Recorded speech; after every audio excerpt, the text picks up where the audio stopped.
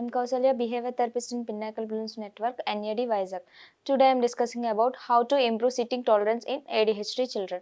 Sitting tolerance is a thing. Some children have it, others struggle. So, what can you do to help develop sitting tolerance in children? So, what are the activities that improve sitting tolerance, sitting behavior? Several activities improve the sitting behavior, such as broad games, rocking, yoga poses, and sitting on the ball. Choosing the right activity depends on the contributor factors to poor sitting, which could be attention span, vestibular function, sensory issues, and core muscle strength. Poor sitting behavior in children can stem from several things.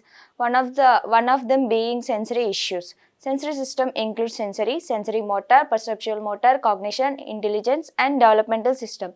This system is building the blocks of the everything like balance, core muscle strength, and focus needed for prolonged sitting and higher level functions. So if there are sensory compromises are there will be challenges.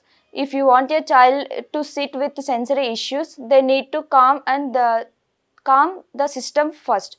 Doing calm activities, singing songs, listening to music, etc., provide a way for the sensory system to calm itself and be ready for the challenging of the sitting still. Some of activities are improve the sitting tolerance. Those are first one, vestibular input, the basis of balance with muscle and also visual and auditory.